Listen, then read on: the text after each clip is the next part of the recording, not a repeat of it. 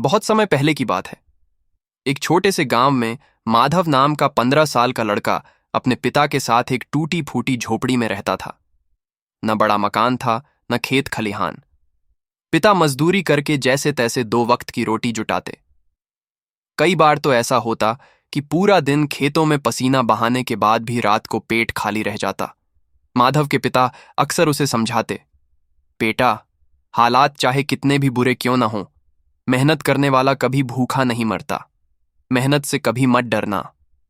माधव इन बातों को समझता था, लेकिन भूख और गरीबी का दर्द वह हर दिन महसूस करता। कुछ ही समय बाद किस्मत ने और भी बड़ा आघात दिया। लंबे समय से बीमार चल रहे उसके पिता का निधन हो गया। अब माधव बिल्कुल अकेला हो गया। गांव वालों ने भी उसका साथ छोड़ दिया। लोग कहते, अरे ये तो बच्चा है, काम क्या करेगा। कोई उसे काम पर नहीं रखता। पिता के अंतिम संस्कार में भी गांव वालों ने सिर्फ नाम मात्र की मदद की। उसके बाद सभी ने मुंह फेर लिया। कुछ दिनों तक वह भूखे प्यासे गांव में भटकता रहा, लेकिन एक रात भूख और अकेलेपन से टूटकर उसने ठान लिया, गांव में रहकर तो मैं मर जाऊंगा, मुझे कहीं और जाना होगा। वह अपनी पोटली में 2-3 पुराने कपड़े रखकर बिना बताए गांव से निकल पड़ा। रास्ते में उसने देखा कि एक किसान की बैलगाड़ी का पहिया निकल गया है। किसान परेशान था।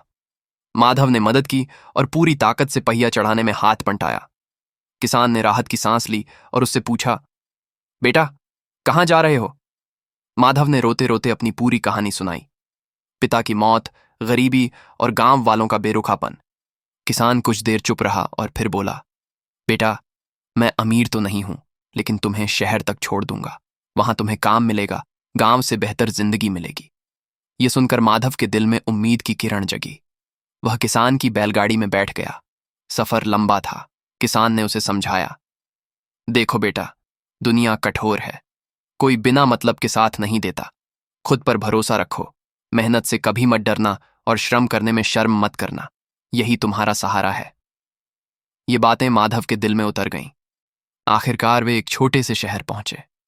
किसान ने उसे रेलवे स्टेशन पर उतारा और कुछ पैसे भी दिए ताकि वह खाना खा सके। किसान ने जाते जाते कहा, बेटा, बस मेहनत करना और हिम्मत मत हारना। माधव ने आंसू भरी आंखों से किसान को धन्यवाद दिया। शहर में पहला दिन बहुत कठिन रहा। बारिश में भीगा हुआ वह स्टेशन की बेंच पर बैठा रहा। उसे कोई काम नहीं मिला। भूखा प्यासा वही बेंच उसका बिस्तर बन गई। अगली सुबह वह दुकानों पर जाकर काम मांगता रहा, पर सबने मना कर दिया। फिर उसकी मुलाकात स्टेशन के बाहर एक फल वाले चाचा से हुई। उन्होंने देखा कि यह बच्चा भूखा है और ईमानदार भी। उन्होंने कहा, बेटा, तुम मेरे साथ काम कर लो। यात्रियों को आवाज लगाना, फल बेचने में मदद करना, बदले में तुम्हें खाना और कुछ पैसे मिल जाएंगे। माधव का चेहरा खुशी से खिल उठा। उसने पूरे उत्साह के साथ काम शुरू किया। वह यात्रियों को ऊंची आवाज में पुकारता, आओ साहब, मीठे फल हैं, ताजे फल हैं।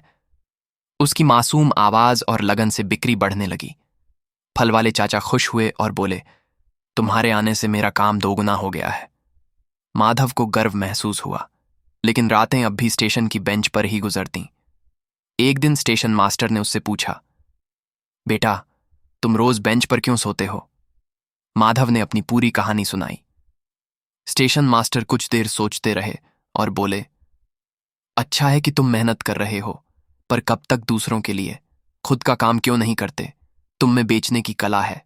अगर खुद के फल बेचो तो फायदा भी तुम्हारा होगा। मैं तुम्हें स्टेशन का पास बनवा दूंगा ताकि ट्रेन में भी बेच सको। ये सुनकर माधव के मन में एक नया सपना जन्मा। उसने कुछ